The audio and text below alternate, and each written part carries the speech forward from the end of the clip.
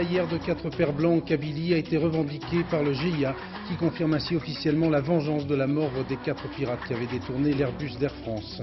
Ce quadruple assassinat de religieux a suscité une très vive émotion en France mais aussi en Algérie. Dans ce journal, la réaction de l'un des chefs de l'opposition algérienne en exil, Aït Ahmed. Les bombardements et les combats ont repris en Tchétchénie autour de la capitale, Grozny. Boris Eltsine confirme ainsi sa détermination à mater les dissidents envers et contre tout. Les magistrats ont confirmé aujourd'hui la détention provisoire du sénateur communiste du Pas-de-Calais, Jean-Luc Bécard, mis en détention pour corruption et détournement de fonds.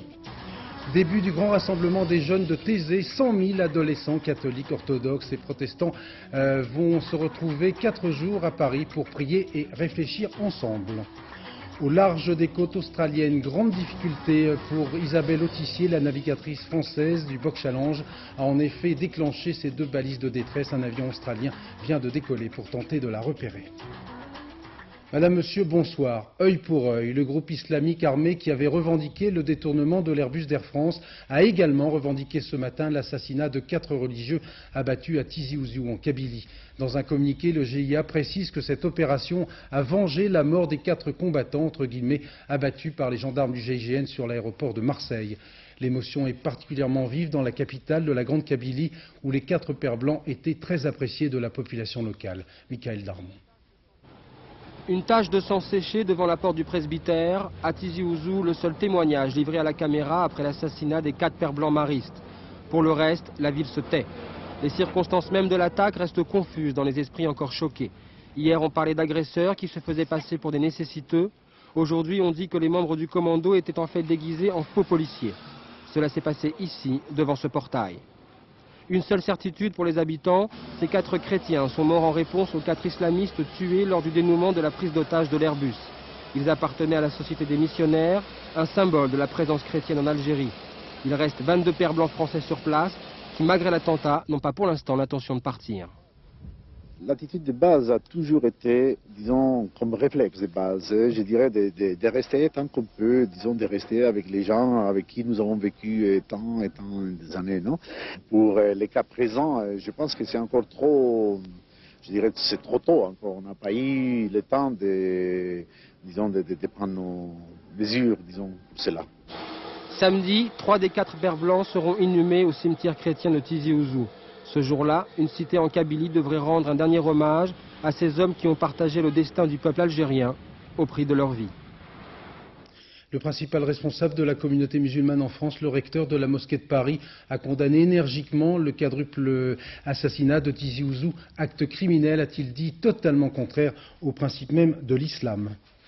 Au Vatican, le pape Jean-Paul II a lui aussi vivement condamné l'assassinat barbare de ces 4 missionnaires qui attristent, a-t-il dit, cette période de Noël. Dans un télégramme adressé aux responsables de l'ordre des Pères Blancs, Jean-Paul II exprime son chagrin après ces meurtres abominables et son soutien à ceux qui œuvrent pour la réconciliation du peuple algérien.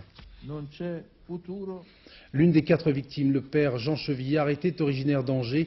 Quelques heures avant sa mort, il avait eu une conversation téléphonique avec sa sœur et son beau-frère. Reportage Thierry Chauffour, Gabriel Camilla. Il avait l'air très calme. Je lui avais demandé s'il était bien au courant des événements de l'avion. Et il m'avait dit oui, qu'il avait eu les nouvelles, qu'il avait eu la radio, puis qu'il avait même vu la télé. Donc on pouvait deviner qu'il avait vu tout ce qui s'était passé. Il ne donnait pas l'impression d'être particulièrement inquiet, non. Jean Chevillard avait été ordonné prêtre en 1950. Depuis plus de 40 ans, il vivait en Algérie. Il parlait l'arabe et servait d'écrivain public auprès des anciens combattants et des veuves de travailleurs émigrés.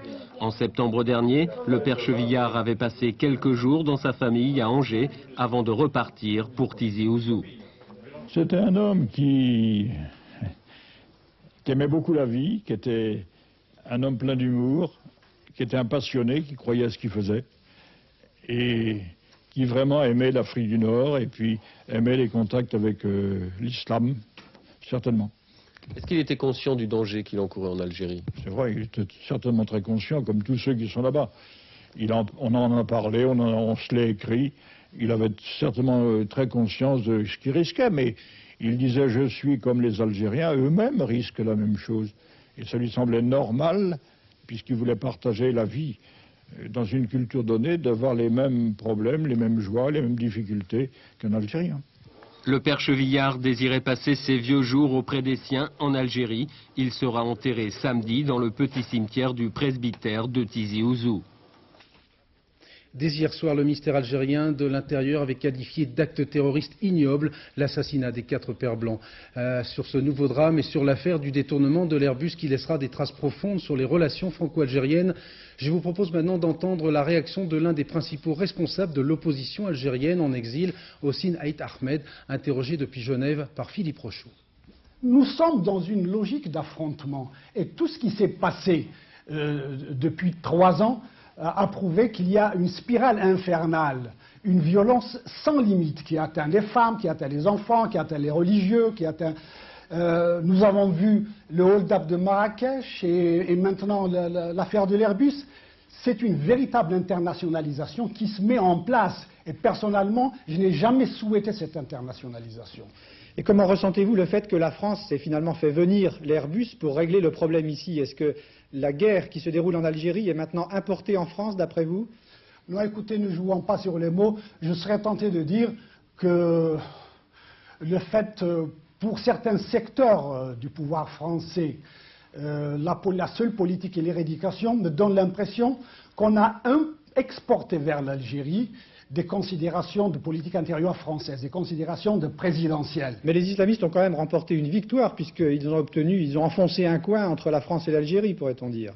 Ben écoutez, ce qui a obtenu une victoire, c'est le fait qu'on essaye d'exploiter cet événement pour pousser à une conspiration entre les éradicateurs en Algérie et les éradicateurs en France, pour qu'on n'arrive pas à une solution politique, à une sortie de crise démocratique en Algérie. Alors votre parti était favorable à la libération des islamistes. Est-ce qu'aujourd'hui c'est encore possible? Et est-ce qu'un dialogue avec les islamistes reste possible? Ben écoutez, je crois que la vraie question aujourd'hui qui se pose à tout le monde, c'est de contraindre les protagonistes de la violence à ne plus prendre otage la population algérienne. C'est ça le grand problème. Le problème est un problème de pouvoir entre un régime qui ne veut pas s'en aller, qui utilise tous les moyens de violence pour se maintenir, et les groupes armés islamistes qui veulent prendre le pouvoir par la force. La population algérienne, dans son écrasante majorité, ne veut prendre position ni pour les uns ni pour les autres. Les pays voisins de l'Algérie, notamment le Maroc et la Tunisie, suivent bien évidemment de très près l'évolution de la situation en Algérie. Ces 2 pays sont particulièrement vigilants quant à la montée de l'islamisme armé. Au Maroc, le caractère religieux du pouvoir monarchique permet aux dirigeants de contrôler les mouvements islamistes, mais le pouvoir ne cache cependant pas son inquiétude quant à une éventuelle contagion.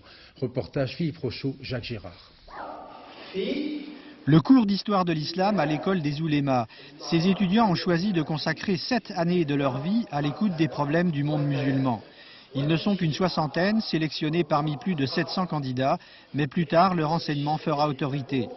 C'est la Maison Royale qui finance cet institut où l'on apprend aussi à se protéger de l'islamisme qui frappe à la porte du pays.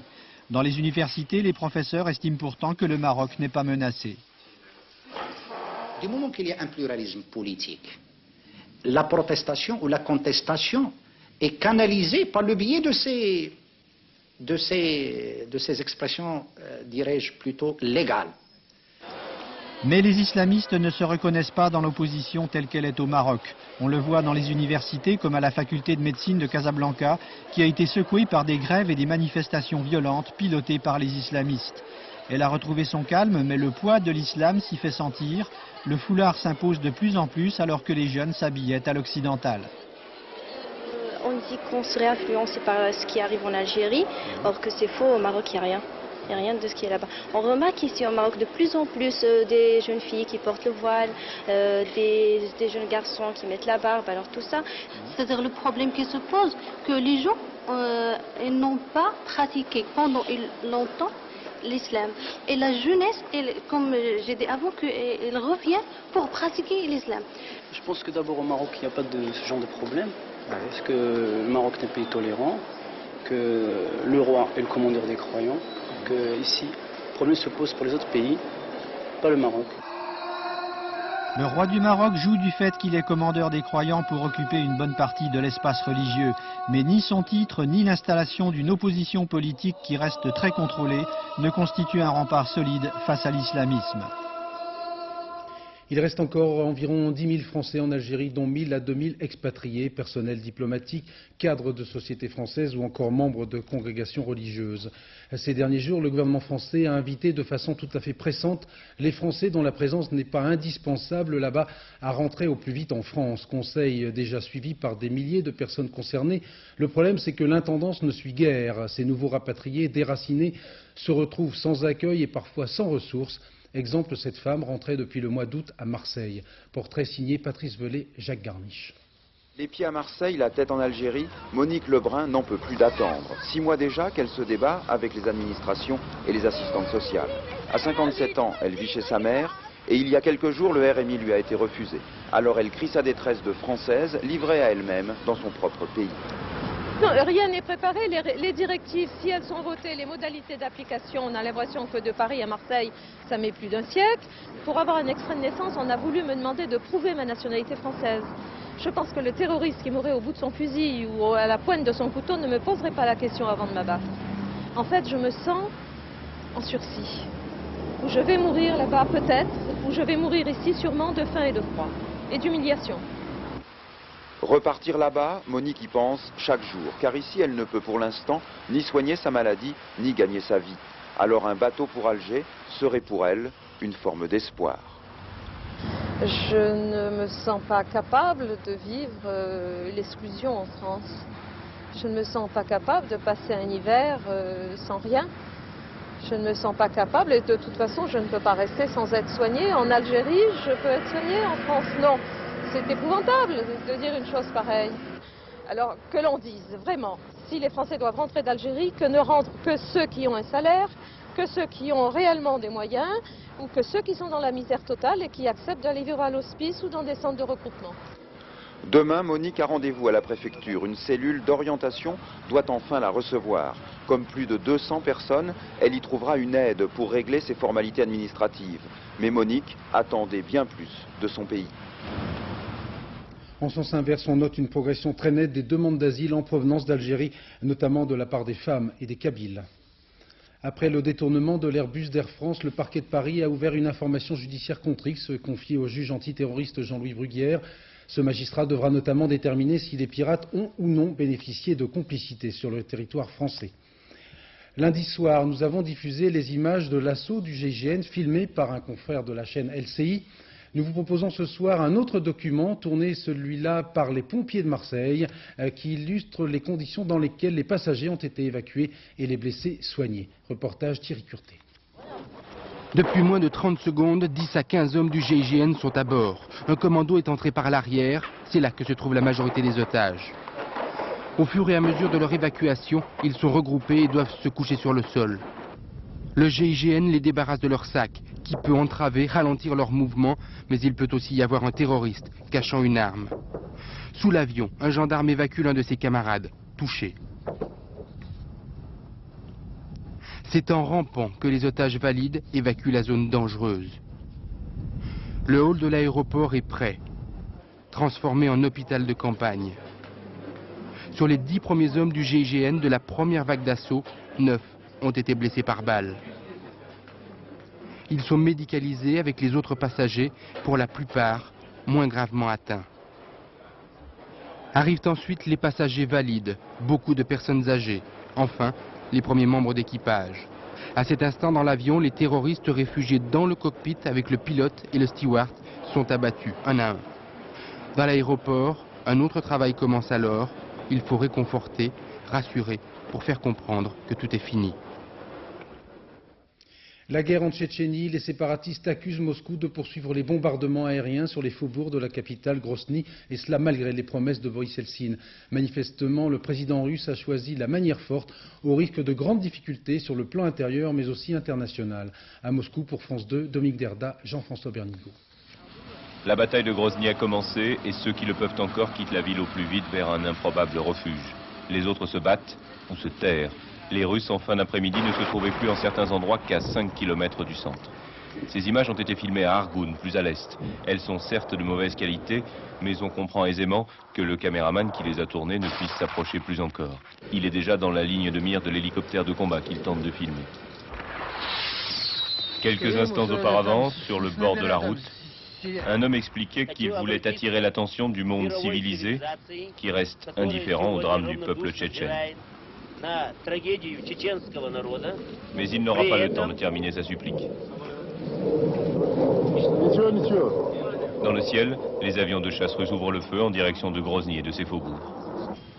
La nuit dernière, malgré les promesses de Boris Yeltsin, ils sont venus à plusieurs reprises bombarder la capitale. 2 bombes sont tombées sur un orphelinat. La première a frappé le bâtiment de plein fouet, la seconde n'a pas explosé. Les 43 enfants, heureusement, dormaient dans un abri anti-aérien non loin de là, en compagnie de quelques vieillards, visiblement à bout de nerfs. Il n'y a pas eu de victimes. Les bombardements aériens, toujours aussi peu précis, ont atteint d'autres quartiers de Grozny et plusieurs villages.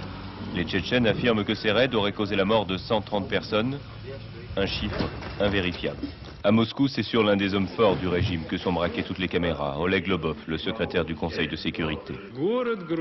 La ville de Grozny, dit-il, sera bientôt libérée de toutes ces formations illégales, de tous ces mercenaires et de ces criminels. Pour Moscou, en effet, selon la terminologie officielle très en vogue à la télévision d'État, la mission de ces soldats est de libérer la Tchétchénie de l'oppresseur. C'est une mission de paix, une mission humanitaire. Ils sont là pour rétablir la loi et l'ordre, obéissant ainsi aux consignes de Boris Yeltsin qui ordonnait hier que l'on ramène de gré ou de force les brebis égarées par leur rêve d'indépendance. Dans les lignes arrières, les soldats russes préparent le Noël orthodoxe et la nouvelle année. Mais d'ici là, la bataille promet d'être rude. Une guerre oubliée, celle du Rwanda. Le juge sud-africain, nommé par l'ONU procureur des crimes de guerre, a exprimé aujourd'hui le vœu que le tribunal international sur le génocide rwandais puisse être à l'œuvre dans les 3 mois. Au terme d'une année marquée par d'effroyables massacres, par la famine et des épidémies en tout genre, pour une fois, ce sont des images réconfortantes qui nous arrivent de ce pays martyr, avec ce reportage de nos envoyés spéciaux, Patricia Coste et Philippe Jasselin. Le CICR les a installés dans des fauteuils, mais ce n'est pas pour un spectacle. Elles vont retrouver leurs enfants, ou leurs petits-enfants, ou leurs neveux et nièces, dans le cas où les parents ont été massacrés. Vous êtes contente de les revoir? Nous sommes très contentes. Elles ne se soucient pas du reste. Ils arrivent.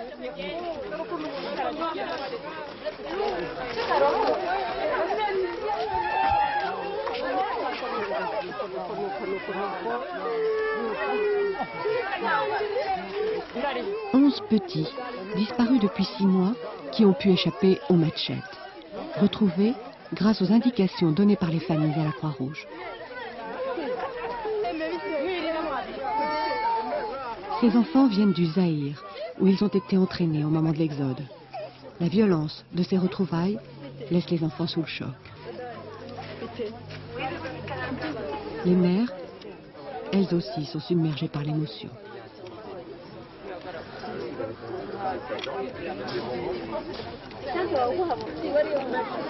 Puis la vie reprend. Sauf pour ceux qui sont revenus trop malades, comme ce jeune garçon à gauche, épuisé par une dysenterie qui dure depuis des mois.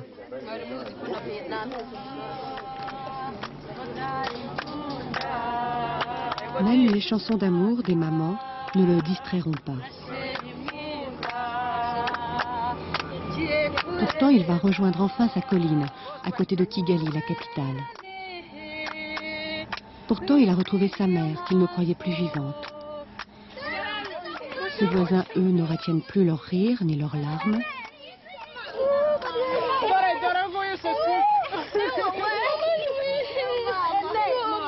Mais pour lui, il va falloir une longue patience pour renouer les fils de la vie.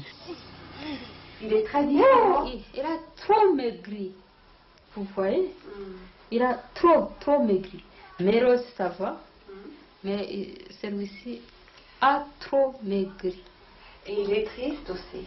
Oui, il était triste. Il m'a dit, je ne parlais pas parce que je pensais à toi toujours. Je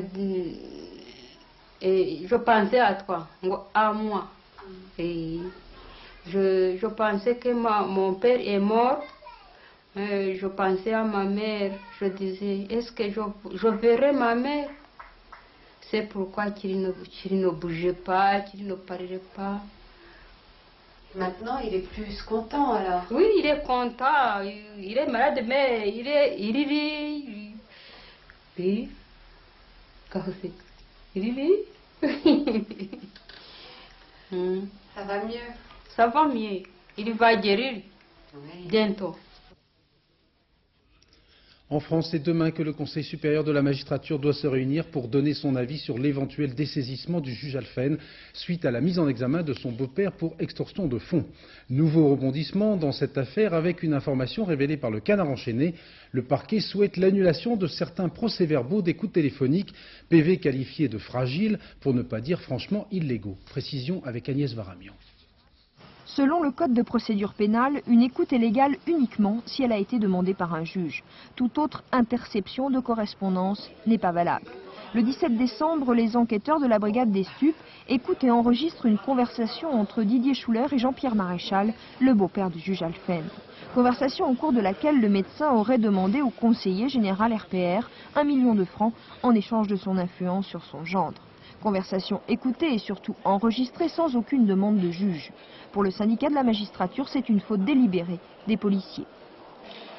On ne peut pas concevoir que le premier policier de France, M. Jacques Franquet, qui a été donc nommé par Charles Pasqua, on ne peut pas concevoir que cet homme, qui est un juriste, qui connaît parfaitement la procédure, qui est un homme de terrain, qui est un technicien, puisse avoir fait inconsciemment une telle bévue.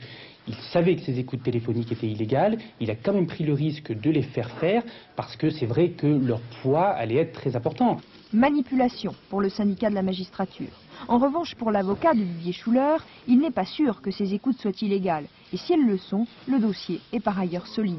Je suis assez optimiste, je ne pense pas que la chambre d'accusation annulera la procédure. De toute façon, si elle venait à l'annuler, ça n'annulerait qu'une partie de la procédure, le reste serait valable. Et mon argument principal, c'est tout de même le flagrant délit à l'aéroport de Roissy. Les policiers ont-ils commis une erreur sciemment ou simplement en voulant aller vite? Le parquet souhaite-t-il alors désamorcer les accusations de manipulation? Sur la validité des écoutes, la chambre d'accusation se prononcera dans les prochaines semaines. Selon le quotidien Le Monde, Jean-Marie Le Pen fait actuellement l'objet de plusieurs procédures de redressement fiscal. Le fisc lui réclamerait 1 400 000 francs pour les années 78 à 81. Une deuxième procédure concernerait l'impôt sur les grandes fortunes que le président du Front National n'aurait pas déclaré en 85 et 86. Les affaires, le Parti communiste, le PC, est à son tour touché. Le maire d'Auchel, sénateur communiste du Pas-de-Calais, Jean-Luc Bécard, est toujours en détention provisoire. Décision confirmée aujourd'hui par les magistrats. Le maire d'Auchel a été mis en examen pour faux en écriture publique, corruption et détournement de fonds. Mais sa secrétaire de mairie, écrouée elle depuis fin novembre, a été libérée aujourd'hui sous contrôle judiciaire. Le point de cette affaire avec Nathalie Dolé et Gilles Balbastre. C'est une véritable cascade de chefs de mise en examen qui est tombée sur le sénateur communiste. Faux en écriture publique et privée, escroquerie, corruption et atteinte à l'égalité des candidats dans les marchés publics. Cet homme est à l'origine de l'affaire. Employé indélicat de la mairie, il a séjourné 1 mois en prison avant d'accuser le maire de manœuvres frauduleuses, notamment dans les appels d'offres avec soumission pour marché public. La possession des marchés se faisait de façon très particulière en commune d'Auchel, à savoir que les enveloppes étaient décachetées bien avant, dans le but que les sociétés qui étaient prises en considération étaient toujours les mêmes, et M. Bécard touchait en moyenne 10% sur l'ensemble des enveloppes. L'enquête du SRPJ de Lille prouverait l'existence d'une caisse noire et la rédaction de fausses délibérations du conseil municipal pour cacher des détournements de fonds. Comment voulez-vous dans une commune on puisse détourner? Qui paye dans une commune? Le percepteur. Qui surveille la sous-préfecture? Il faudrait que tous ces gens-là soient d'accord pour qu'il y ait un détournement de fonds. Bon, encore faut-il l'établir. C'est pas aussi simple. Il faut quand même que les gens sachent que dans une commune, le maire n'a pas un carnet de chèques et tous les jours, il signe des chèques pour payer des gens. C'est pas comme ça que ça se passe, bien entendu. Depuis plusieurs années, l'opposition dénonce le système Bécard, maire depuis 17 ans. Le sénateur est aujourd'hui la 9e personne à être mise en examen dans ce qui est devenu le scandale d'Auchel. À Valenciennes, le juge Béfi a délivré son ordonnance renvoyant Bernard Tapie et Jean-Pierre Bernès devant le tribunal correctionnel pour corruption active. Début de ce procès le 13 mars. D'autre part, le député des Bouches-du-Rhône sera le 13 janvier s'il est ou non inéligible. C'est ce jour que la Cour d'appel de Paris tranchera son référé après sa mise personnelle en liquidation judiciaire. Environ 100 000 jeunes venus des 4 coins d'Europe à bord de quelques 2000 autobus sont arrivés ce matin à Paris pour participer au 17e rassemblement œcuménique organisé par la communauté de Thésée. Ces 100 000 jeunes, catholiques, orthodoxes et protestants, sont rassemblés pendant 4 jours à Paris pour prier, pour méditer ensemble. Un rassemblement qui pose de sérieux problèmes de logistique et de logement. Reportage Marie-Hélène Bonneau, Frédéric Delarue. La rue d'Assas ce matin, l'un des 11 points de rendez-vous pour ces jeunes venus participer à ces journées de rencontres. Ici, des milliers d'Européens de l'Est, Roumains, Russes, Hongrois ou encore Polonais. Ils attendent, certains pendant plus de 2 heures, des tickets repas, des titres de transport et l'adresse de leur hébergement, en famille ou en collectivité. Oana et ses amis viennent de Bucarest. À peine le temps de découvrir Paris, direction la paroisse Saint-Sulpice où un comité d'accueil leur indique leur hébergement. Une simple chambre de bonne fera l'affaire pour 4 nuits. Ils sont venus à Paris pour prier, rencontrer d'autres jeunes, pour échanger. Les jeunes peuvent vivre ensemble, s'entendre et s'aimer, et que la religion ou l'âge ou les conditions de vivre n'importent pas.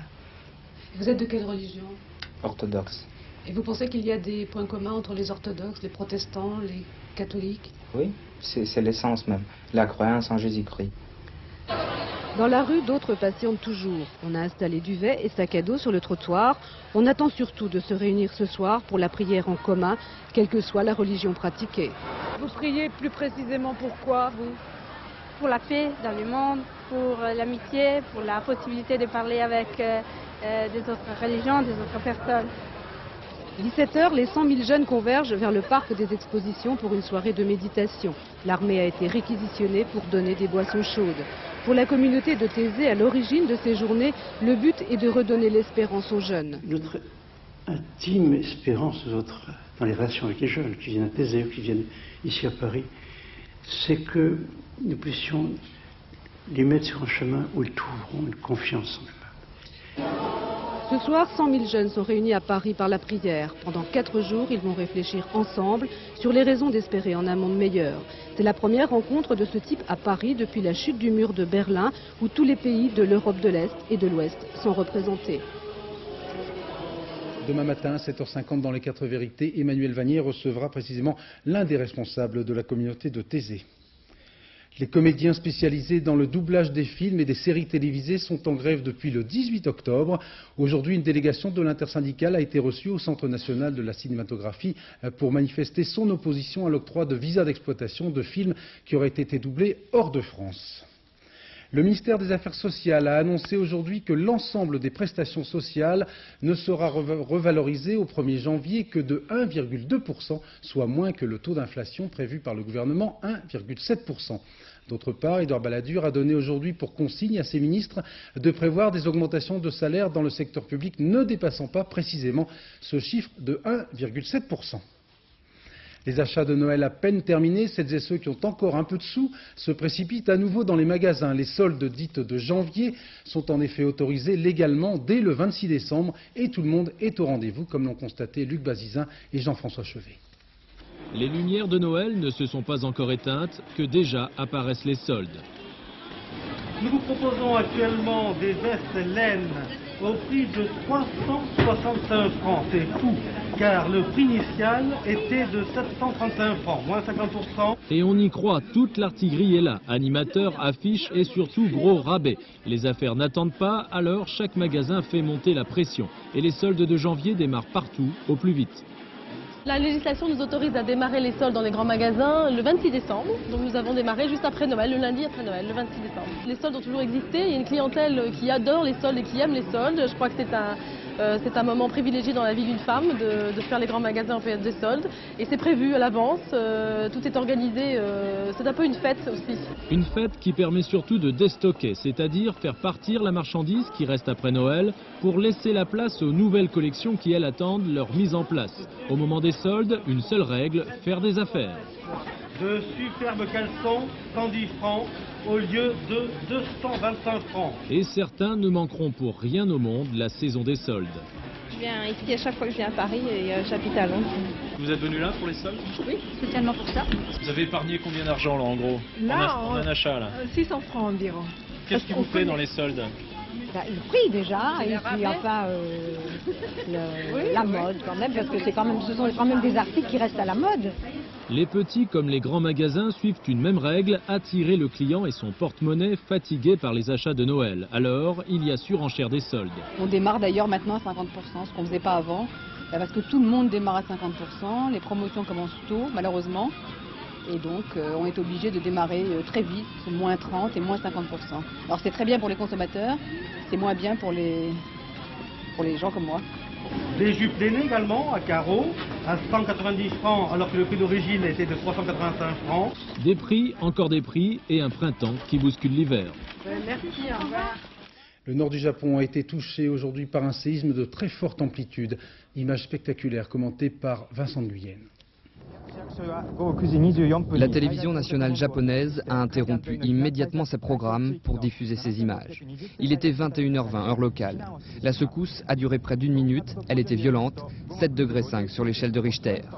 C'est dans le nord-ouest d'Honshu, la principale île de l'archipel nippon, que le tremblement de terre a été le plus virulent. Malgré les constructions spécialement conçues pour y résister, le séisme a tué. 2 personnes sont mortes lorsque le plancher d'une salle de jeu s'est effondré. On dénombre aussi une centaine de blessés, beaucoup d'entre eux atteints par des éclats de verre. Aussitôt, la population a été appelée à évacuer les zones côtières de l'est du Japon par crainte d'un tsunami. Mais le raz-de-marée attendu n'a pas eu lieu, l'alerte a été levée 3 heures plus tard. Les Japonais sont malheureusement habitués à ce type de catastrophe. Il y a moins de 3 mois, un autre séisme au large d'Hokkaido avait fait une dizaine de morts et des centaines de blessés. Isabelle Autissier dans la tourmente. La tempête fait actuellement rage dans l'océan Indien et l'on n'a plus aucune nouvelle de la navigatrice française qui a déclenché ce matin ces 2 balises de détresse. Un Hercule C-130 des forces royales australiennes a pu décoller tout à l'heure d'Adélaïde pour tenter de la repérer. Christophe Duchiron. Décidément, dans cette 2e étape du Box Challenge, Isabelle Autissier et son bateau traînent leur misère. C'est l'infortune de mer qui frappe à nouveau. 7h45 heure française, Isabelle déclenche manuellement une première balise de détresse, suivie d'une autre, 1 heure plus tard. Le bateau se situe alors à 920 milles au sud-ouest d'Adélaïde. Isabelle, qui naviguait dans les 40e rugissants, là où la mer est l'une des plus dangereuses au monde. La situation météo qu'a rencontrée Isabelle Autissier cette nuit, c'est une tempête avec des vents de 70 nœuds, c'est-à-dire une tempête exceptionnelle. Sur la côte française, il y a à peu près 1 ou 2 tempêtes comme ça par hiver. En général, ça fait la une du 20h le soir, tellement c'est important. Avec des vagues qui sont très hautes, on peut estimer des vagues à une dizaine de mètres, 3 à 4 étages, d'un immeuble de 3 à 4 étages, en plus qui sont généralement croisés parce qu'il y a une rotation des vents qui est très rapide, donc c'est une mer qui est très mauvaise, très méchante pour les bateaux, et avec des conditions qui sont apocalyptiques. Voilà Isabelle Autissier, coupée du monde. Son téléx ne fonctionne plus, mais les balises émettent encore et indiquent que le bateau ne progresse pas. À 17h30, un avion de secours a décollé d'Adélaïde pour se rendre sur place, pour essayer de repérer un bateau naufragé, avec l'espoir qu'Isabelle Autissier est encore à bord. Une exposition et une grande monographie publiée au Cercle d'Art célèbre actuellement le peintre Quinault qui, depuis plus de 50 ans maintenant, explore l'univers du papier froissé. Une technique toute particulière qui donne à ses tableaux le frémissement de la vie. Visite de l'atelier de l'artiste en compagnie de Georges Bégou et Jean-Louis Bousser. Ladislas Quinault, éternel émigrant, nourri de la nostalgie d'une Pologne lointaine et de voyages initiatiques autour de la planète, a choisi de froisser le papier sur lequel il peint pour lui donner les rides qui accompagnent l'homme de la naissance à la mort. Poète et philosophe autant que plasticien, Quinault éprouve dans la création une jubilation qu'il nous fait partager. Quand vous dessinez, n'ayez jamais les pieds joints. Mettez-vous toujours comme ça. Bien, permettre d'avoir bien largement comme ça.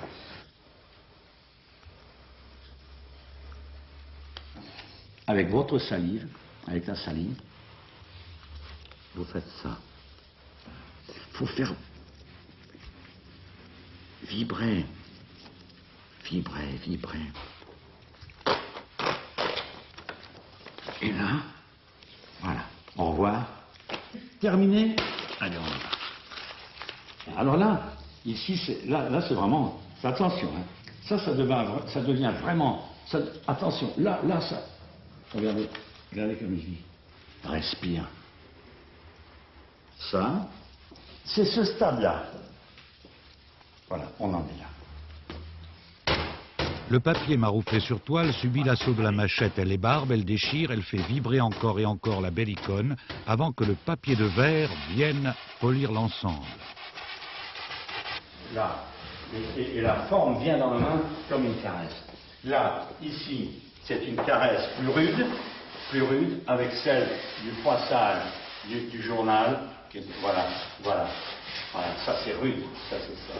Ici, c'est cette opposition entre le fond très lisse et cette espèce de lambeau, qui est comme un grand lambeau d'écorce. Quinault fait corps avec son œuvre.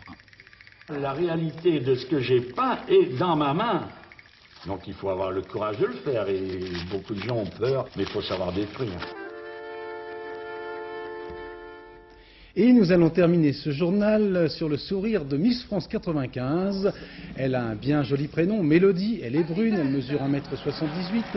Cette lycéenne de 18 ans, originaire de Bordeaux, a troqué hier soir en direct sur France 3 sa couronne de Miss Aquitaine pour celle de Miss France. Cette charmante jeune fille se définit elle-même comme une épicurienne, une information que je vais me faire un devoir de vérifier comme tout bon journaliste. Bravo, mademoiselle. Autre information tirée du magazine TVSD, il paraît que 11% des femmes françaises fantasment en me regardant dans leur lit. Conclusion, 89% des Françaises ont un grand besoin de voir leur oculiste. Je plaisante, bien sûr. Vers 20h50, vous retrouverez Gérard Klein pour l'Instit. Vers 23h20, le tout dernier journal en compagnie de Patrice Romden. On fête aujourd'hui les Saints Innocents, c'est dire si c'est la fête de Nathalie Riouet qui vous présentera dans un instant une météo pluvieuse. Paris a battu aujourd'hui, ce matin, les records de douceur. À 13h demain, vous retrouverez Antoine Cormery. J'aurai le plaisir de vous retrouver à 20h. Excellente soirée.